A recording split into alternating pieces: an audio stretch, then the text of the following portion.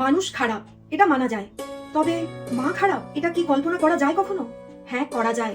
আজকের এই ভিডিওটা অনেকেরই গায়ে লাগতে পারে, যদিও বরাবরই সত্য কথা গায়েই লাগে। আমি অনেকদিন হলো এই ধরনের বিষয় নিয়ে কোনো রকম ভিডিও করি না, কারণ এতে মানসিক শান্তি নষ্ট হয়। আর তাছাড়াও আমার খুব সামান্য জ্ঞান, আর এত কম জ্ঞান নিয়ে বেশি কথা না বলাই উচিত। তবে আর চুপ থাকতে পারলাম না, খুব ইচ্ছে হলো এই সামান্য জ্ঞান নিয়ে কিছু বলবার।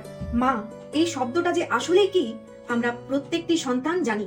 মা এবং মায়ের কোল এই পৃথিবীর কতটা নিরাপদ একটা স্থান এটা কারোর অজানা নেই। একটা প্রবাদ বাক্য আছে না, কুসন্তান যদিবা হয় কুমাতা কদাপি নয়। তবে এই কলিযুগে কথাটা হবে কুমাতা যদিবা হয় কুসন্তান কদাপি নয়। আমরা জানি মানুষ সৎ হয়, মানুষ ভালো হয়, মানুষ সহজ সরল হয়, তবে কলিযুগে এর রূপ একেবারেই ভিন্ন। মানুষ সৎ নয়, মানুষ ভালো নয়, মানুষ খুব জটিল। এই গোটা পৃথিবীতে এই মুহূর্তে দাঁড়িয়ে সৎ সহজ সরল মানুষ খুঁজে পাওয়া সত্যি খুব দুঃসাধ্য ব্যাপার। একটা পাড়ায় ঢুকলে দু একজন ভালো মানুষ পাওয়া সম্ভব, বাকি সবাই খারাপ। মানুষ খারাপ এটা মানা যায়, তবে মা খারাপ এটা কি কল্পনা করা যায় কখনো? হ্যাঁ, করা যায়। আর আমাদের সবাইকে করতে হবে। যার মা খারাপ তার অতীত বর্তমান ভবিষ্যৎ সব খারাপ।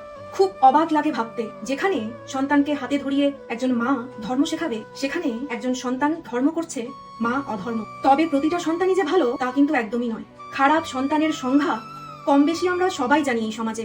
বাবা মাকে ধরে মারে, বাবা মাকে বৃদ্ধাশ্রমে পাঠিয়ে দেয়, বাবা মার চাকরির সমস্ত টাকা হাতিয়ে নিয়ে বাবা মাকে বাড়ি থেকে তাড়িয়ে দেয়। কত কত ব্যাখ্যা রয়েছে এই সমাজে খারাপ সন্তানের। তবে জনসমক্ষে আলিপুর দুয়ারের এক মায়ের ঘটনা এবং কলির প্রভাবে প্রভাবিত অধর্মে চলা প্রচুর প্রচুর মা আমাদের সবার মনে প্রশ্ন ঢুকিয়ে দিল, সব সন্তান মায়ের কোলে সুরক্ষিত নয়।